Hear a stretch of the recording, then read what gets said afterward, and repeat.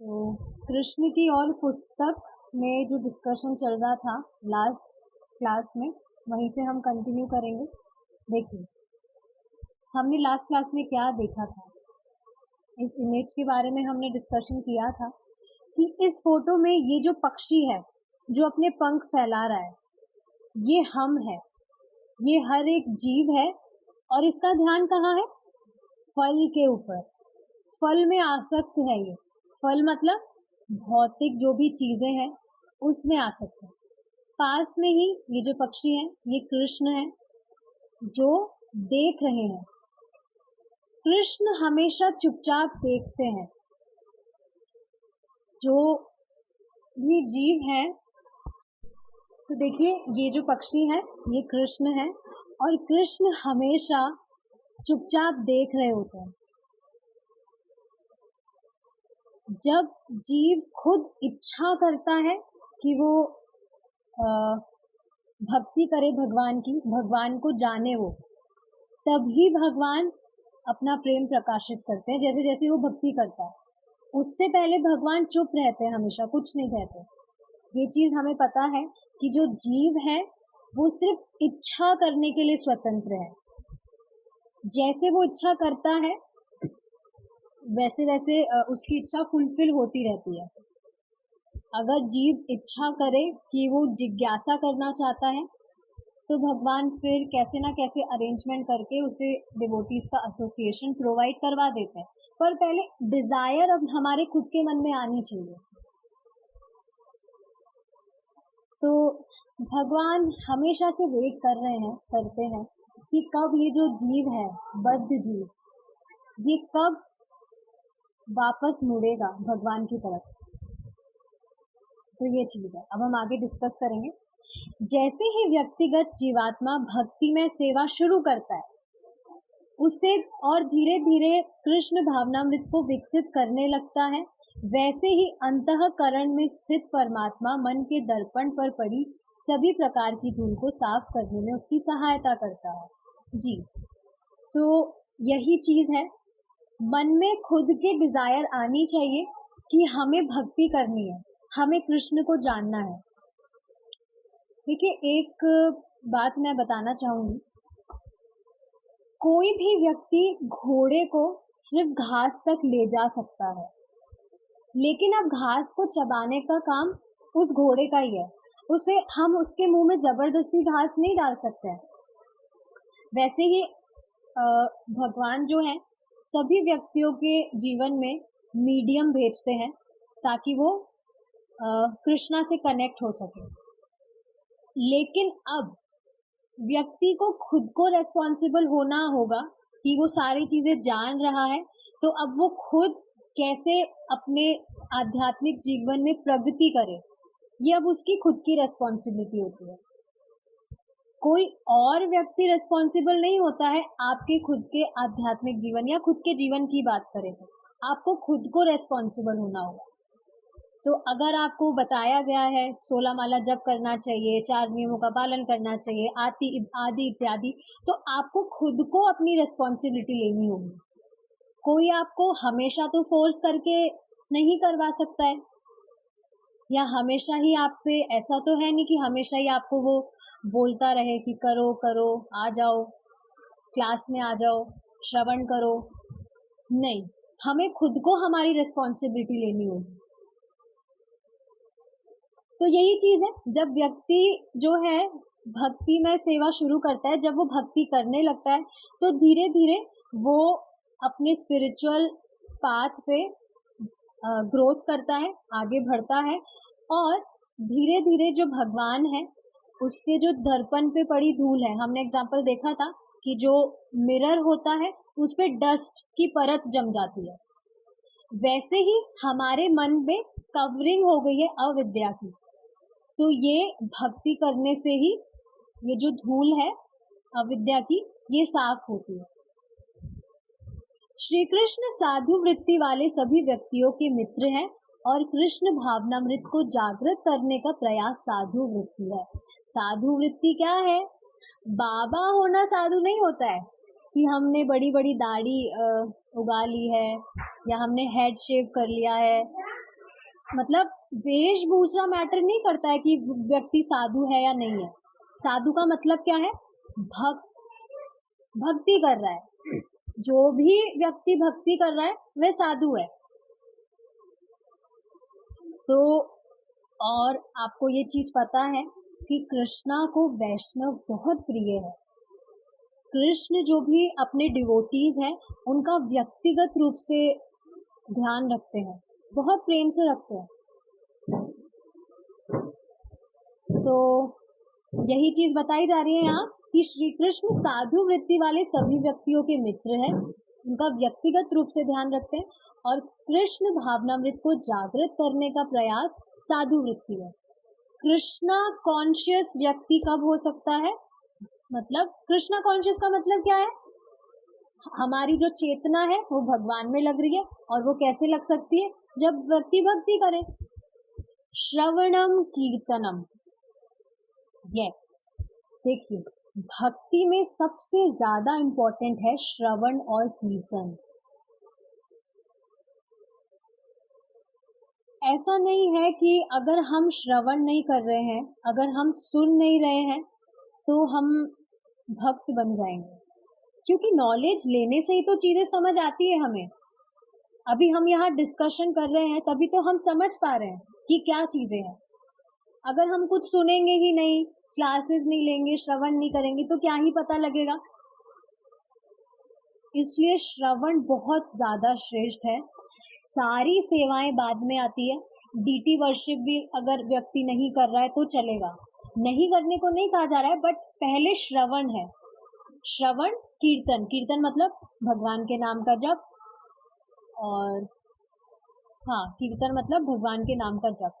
ये दो चीजें बहुत ज्यादा महत्वपूर्ण है, जिससे जो व्यक्ति है वो हमारे अपने आध्यात्मिक जीवन में आगे बढ़ता है। बस कुछ एक्स्ट्रा करने की जरूरत नहीं है। और लिटरली सिर्फ ये दो ही चीजें विशेष हैं, अगर व्यक्ति कर रहा है तो बस वो इनफ है, कुछ एक्स्ट्रा करने की जरूरत नहीं है। श्रवण और कीर्तन से मनुष्य श्री कृष्ण के विज्ञान को समझने के स्तर पर आता है और इस तरह कृष्ण को समझ सकता है। अभी आप खुद देखिए, कोई व्यक्ति है, अगर हम उसके बारे में सुनेंगे तभी तो हम जान पाएंगे कि वो है क्या, राइट? जैसे एग्जाम्पल के लिए किसी लड़की की जब शादी होने वाली होती है किसी लड़के से, तो उस लड़के के बारे में जो भी अगर वो मतलब उनके घर वाले सुनेंगे कि वो लड़का कैसा है, तभी तो जान पाएंगे। तो यही चीज यहाँ पर है, जब हम श्रवण करते हैं तो हम कृष्ण के बारे में समझ पाते हैं कि कृष्ण है कौन। और ये नॉलेज ऐसा है, जितना हम इसे सुनते हैं उतना हम और डीप जाते हैं इसमें। ऐसा ही तो होता है। आप जो फर्स्ट क्लास आपने लिया था, क्या अभी का जो नॉलेज आपका है और जो फर्स्ट क्लास में जो नॉलेज था वो सेम है? नहीं। हर वक्त आप जैसे जैसे क्लासेस सुन रहे हैं आपका नॉलेज बढ़ता जा रहा है। बस ये चीज है कि डेली श्रवण करना जरूरी है। ऐसे नहीं हफ्ते में हाँ 1-2 बार कर रहे हैं चल जाएगा, नहीं। कोई भी चीज हम कर रहे हैं उसको जब हम डेली प्रैक्टिस करते हैं तभी वो काम करती है सही से। कृष्ण को समझ लेने पर मनुष्य मृत्यु के समय तुरंत श्री कृष्ण के वैकुंठ धाम को जा सकता है। ये बिल्कुल सही बात है। देखिए, जब व्यक्ति कृष्ण को समझने लगेगा तो उसे बाकी की जो चीजें हैं उसमें कुछ टेस्ट नजर ही नहीं आएगा। सारी चीजें ऐसे ही लगेगी। कैसी लगेगी? बेकार। देखो, पूरे जीवन व्यक्ति जो चीज करता है अंत समय में उसे वो ही चीज का स्मरण होता है। तो अगर व्यक्ति पूरे जीवन भक्ति कर रहा है तो अंत समय में उसे भगवान का स्मरण क्यों नहीं होगा? जाहिर सी बात है, स्मरण होगा। और जब ऐसा होगा तो वो भगवान के धाम लौट जाएगा। इस वैकुंठ जगत का वर्णन भगवत गीता में इस प्रकार किया गया है। न तद्भास्यते सूर्यो न शशांको न पावकः यद्गत्वा न निवर्तन्ते तद्धाम परमं मम तद्धाम परमं मम। मेरे उस परम धाम को ना तो सूर्य प्रकाशित करता है, ना चंद्रमा प्रकाशित करता है, और ना ही बिजली प्रकाशित करती है। यस, देखिए भगवान का धाम का अर्थ क्या है? आध्यात्मिक धाम। भगवान का जो धाम है वो आध्यात्मिक है, स्पिरिचुअल है, मटेरियल नहीं है। मटेरियल और स्पिरिचुअल जो जगत होते हैं उनमें क्या डिफरेंस होता है? जो मटेरियल जगत है, भौतिक जगत है, उनकी प्रलय हो जाती है एक समय के आने के बाद। मटेरियल मतलब टेम्परेरी, कुछ समय के लिए है, लेकिन जो स्पिरिचुअल है, भगवान का जो धाम है, आध्यात्मिक धाम, वो हमेशा के लिए है, परमानेंट, उसकी कभी प्रलय नहीं होती है। तो ये जो भौतिक जगत है, यहाँ पे तो फिर भी हमें प्रकाश के लिए सूर्य और चंद्रमा है यहाँ पर भौतिक जगत में, या हमें कमरे में लाइट जलानी पड़ती है प्रकाश करने के लिए। लेकिन भगवान के धाम में ऐसा नहीं है। भगवान के धाम में भगवान के खुद के दिव्य शरीर, भगवान का जो शरीर है वो आध्यात्मिक है, तेजमय है। वहां पे सूर्य के प्रकाश की जरूरत नहीं होती है। भगवान के खुद के शरीर से प्रकाश प्रकट होता है, प्रकाश में है भगवान का शरीर।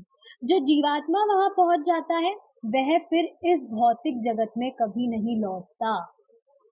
यस, तो अब देखिए, ये आगे हम गीता में डिस्कस करेंगे वैसे ये सारी चीजें डिटेल में, लेकिन एक चीज आप समझिए, हम जो अभी भक्ति कर रहे हैं ये वन टाइम इन्वेस्टमेंट है। एक बार भक्ति करके जो इस भौतिक जगत से पार हो गया, निकल गया, तो फिर वापस से नीचे गिरने की कोई संभावना नहीं है। वो हमेशा के लिए भगवान के धाम पहुंच जाएगा। यही तो भगवान कह रहे हैं, जो जीवात्मा वहां पहुंच जाता है वह फिर इस भौतिक जगत में कभी नहीं लौटता। जैसे हम स्कूल में जब पढ़ते हैं या पढ़ते थे या पढ़ते हैं, तो उसमें क्या होता है, क्लासेस हम प्रमोट करते जाते हैं। तो ऐसा तो नहीं है फिर से हम पहले की क्लासेस पढ़ेंगे। स्कूल कंप्लीट होता है तो फिर कॉलेज में जाता है बच्चा, फिर ऐसे आगे ही बढ़ता है, पीछे जाने का कोई स्कोप नहीं है। हाँ फेल, अब देखिए फेल हो जाएगा तो पीछे जाना पड़ेगा। तो वही चीज यहाँ पर है, भक्ति कर रहा है पर फेल हो गया, माया में पड़ गया, गलत संगति उसको प्राप्त हो गई, तो फिर दिक्कत है। लेकिन दिक्कत भी नहीं है, जहां से उसने छोड़ा है वहीं से उसे फिर भक्ति करने का मौका दिया जाता है। ये भी कितनी अमेजिंग चीज है। भक्ति जो भी हम कर रहे हैं वो हमेशा के लिए हमारे अकाउंट में फिक्स हो जाता है, डिलीट नहीं होता है कभी। क्या प्रमाण है इसका?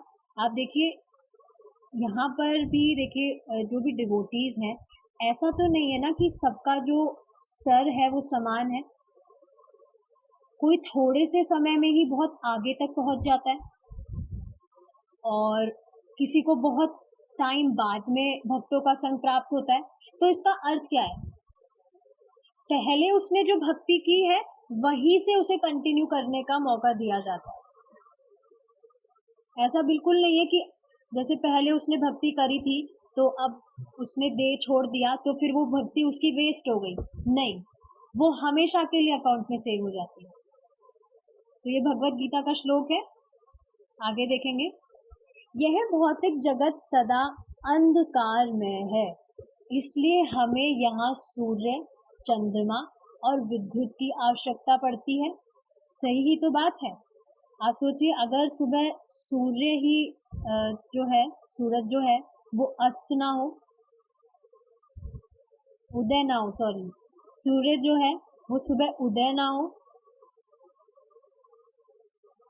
अंधकार छा जाएगा ना। कभी कभी जब बादलों में छुप जाता है तभी कितनी रोशनी कम हो जाती है, हमारे कमरे में लाइट ही ना हो। तो ये चीज बताई जा रही है, ये भौतिक जगत अंधकार में है। इसलिए यहाँ पर प्रकाश के लिए सूर्य, चंद्रमा और विद्युत की आवश्यकता पड़ती है। वेद हमें इस अंधकार में जगत में न रहकर ज्योतिर्मय आध्यात्मिक जगत में चले जाने का आदेश देते हैं। तो भगवान के धाम की ही बात हो रही है। ज्योतिर्मय आध्यात्मिक जगत कौन सा है? भगवान का ही धाम है, जहाँ पर जो प्रकाश है वो सूरज या चंद्रमा से नहीं होता, या कोई बिजली नहीं होती है, वहां पर बिजली की आवश्यकता नहीं होती है। अंधकार शब्द के दो अर्थ है, प्रकाश रहित और अज्ञान। तो देखिए, जब अंधकार का मतलब कहा जा रहा है तो ऐसा नहीं है कि सिर्फ रोशनी की कमी है, सिर्फ रोशनी नहीं है, सिर्फ प्रकाश नहीं है। अंधकार का मतलब अज्ञान भी होता है, अविद्या। तभी तो कहते हैं ना, ये व्यक्ति तो अंधकार में है। तो क्या अंधकार में? उसके शरीर में क्या प्रकाश नहीं है? लाइट नहीं है उसके शरीर में? नहीं, अज्ञान है, ज्ञान की कमी है। अंधकार को इग्नोरेंट मोड भी बोलते हैं, इग्नोरेंस मोड में है वो। तो दो अर्थ है, प्रकाश रहित और अज्ञान। परमेश्वर में अनेक शक्तियां हैं। यह बात नहीं है कि वह इस भौतिक जगत में केवल कर्म करने के लिए आते हैं। वेदों में कहा गया है कि ईश्वर को कोई कर्म नहीं करना पड़ता है। जी देखिए, कर्म करने के लिए सिर्फ हम ही बाध्य हैं। भगवान को ना तो कोई कर्म करना पड़ता है और ना भगवान कोई कर्म करने के लिए बाध्य होते हैं। Krishna is free, Krishna is independent. Krishna किसी पर आश्रित नहीं है। सभी जीव, सभी देवी देवता कृष्ण पे आश्रित है। कृष्णा स्वतंत्र है। भगवत गीता में श्री कृष्ण कहते हैं, न मे पार्थस्ति कर्तव्यम त्रिषु लोकेषु किंचन कीनानवाप्तमवाप्तव्यम वर्त एव च कर्मणि। हे पृथा पुत्र अर्जुन, आई होप सबको समझ आ रहा है, मैं फास्ट तो नहीं जा रही हूँ ना? यू कैन आस्क क्वेश्चंस अगर मैं फास्ट जा रही हूँ। चैट ऑन करना भूल जाती हूँ। ओके, मैंने चैट ऑन कर दी, किसी को कुछ क्वेश्चन है तो पूछ सकते हैं, ठीक है। हे प्रथापुत्र अर्जुन, तीनों लोकों में मेरे लिए कुछ भी कर्तव्य नियत नहीं है। ना तो मुझे किसी वस्तु का अभाव है, ना किसी चीज की आवश्यकता है, तब भी मैं नियत कर्म करता हूँ। देखिए, भगवान स्वतंत्र है। भगवान जो भी करते हैं खुद की इच्छा से करते हैं। ऐसा नहीं है कि भगवान बाध्य है कुछ भी करने के लिए। Krishna is the controller. Krishna is not controlled by someone. लेकिन बाकी जितने भी जीवात्माएं हैं, they are not the controller, they are controlled by Krishna, right? आप देखिए ना, क्या हम स्वतंत्र है?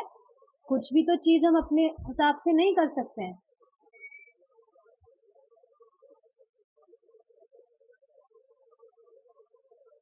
हमने आज कल की क्लास में 3 ताप डिस्कस किए थे। हमारा जो भक्ति वृक्ष का है उसमें हमने 3 ताप डिस्कस किए थे। तो क्या उससे कोई बच सकता है? सभी को सताते हैं जो भी क्लेश होते हैं, आदि दैविक, आदि भौतिक, आध्यात्मिक। तो कोई भी तो नहीं बच पाया है। हमारा किसी भी चीज पे कंट्रोल नहीं है।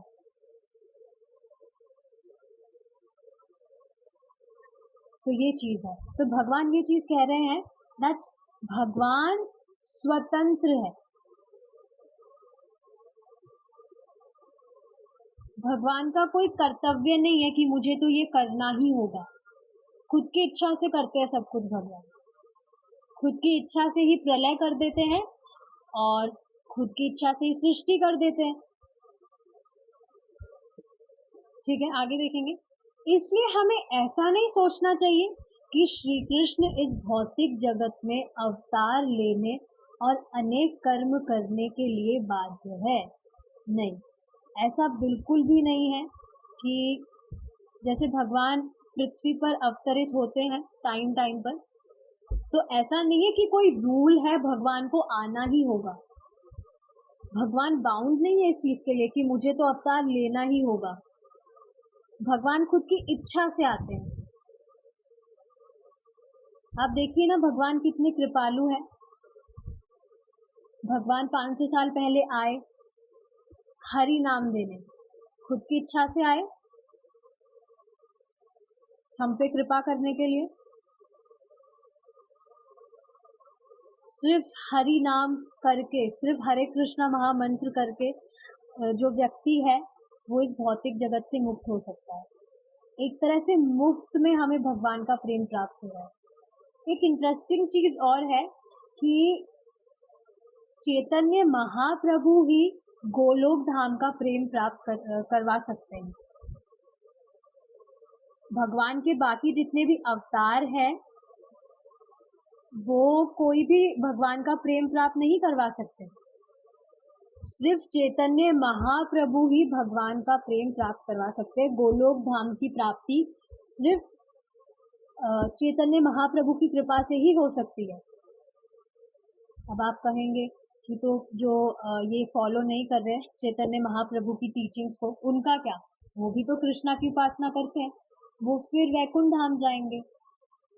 यहाँ पर गोलोक धाम की बात हो रही है जहाँ स्वयं भगवान श्री कृष्ण है। तो ये चीज है समझने वाली। कोई भी व्यक्ति श्री कृष्ण से बड़ा या उनके समान नहीं है। बड़ा होने की दूर की बात है, समान भी नहीं है भगवान के कोई। श्री कृष्ण में स्वाभाविक रूप से ही समस्त ज्ञान विद्यमान है। हाँ, भगवान सर्व बुद्धिमान है। भगवान में जो ज्ञान है वो स्वाभाविक रूप से विद्यमान है। यह भी नहीं है कि ज्ञान प्राप्त करने के लिए उन्हें तपस्या करनी पड़ती हो। ये बहुत इंटरेस्टिंग पॉइंट है। आप देखेंगे नारद जी को कंफ्यूजन हुआ था कि जो ब्रह्मा जी है वो भगवान है, ही सुप्रीम।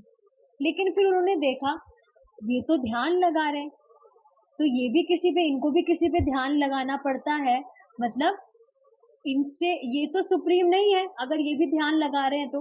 क्योंकि जिस व्यक्ति को तपस्या करनी होती है, जिस व्यक्ति को कुछ भी तप करना होता है, तो वो सर्वशक्तिशाली तो नहीं है। शक्ति पाने के लिए तो उसे कुछ तप करना पड़ता है। अभी हम तप कर रहे हैं तो क्यों कर रहे हैं? ताकि हमें भगवान का प्रेम प्राप्त हो जाए। हमें भगवान का प्रेम प्राप्त तो नहीं हुआ ना अभी, जब तप कर रहे हैं तब प्राप्त होगा।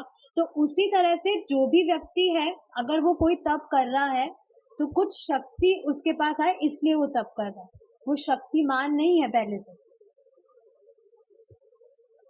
तो यही चीज बताई जा रही है कि भगवान को कुछ ज्ञान या शक्ति प्राप्त करने के लिए तपस्या नहीं करनी पड़ती है, या किसी समय किसी से ज्ञान प्राप्त करना पड़ता हो, ऐसा भी नहीं है।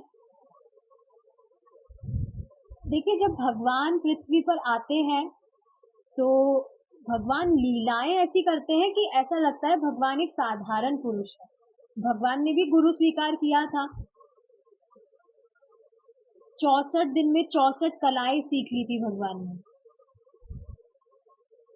तो देखिए, ये सब भगवान की लीलाएं हैं।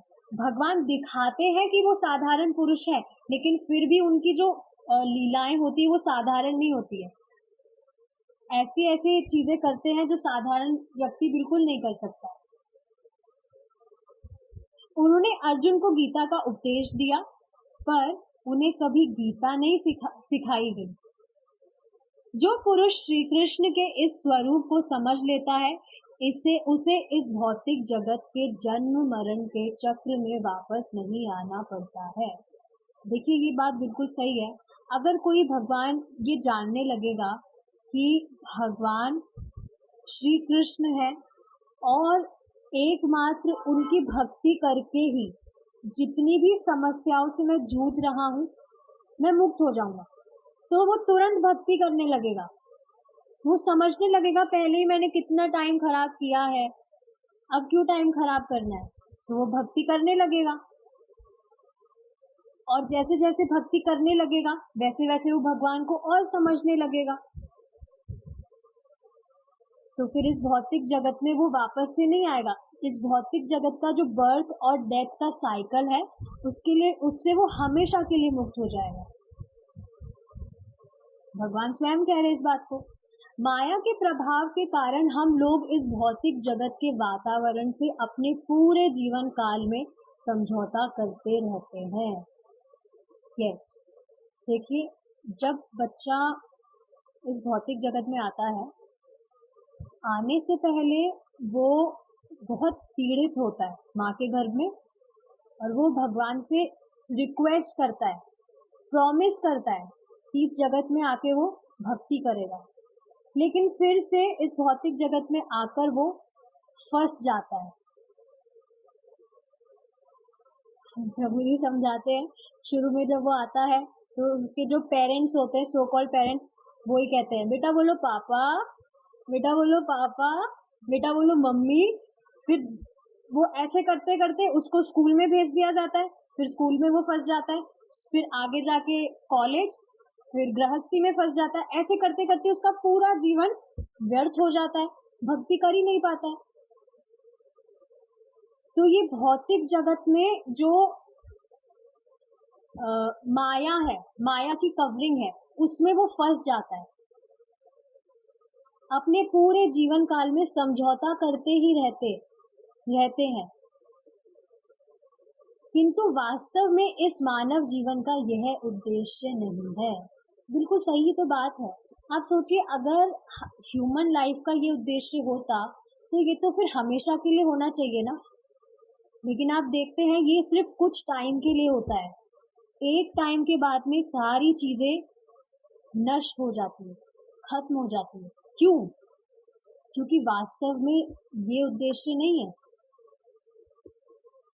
तो ठीक है, हमारा जो टाइम है वो अब हो गया है। We will continue our discussion tomorrow. Thank you so much for joining. We will meet tomorrow if Krishna is willing. Hare Krishna.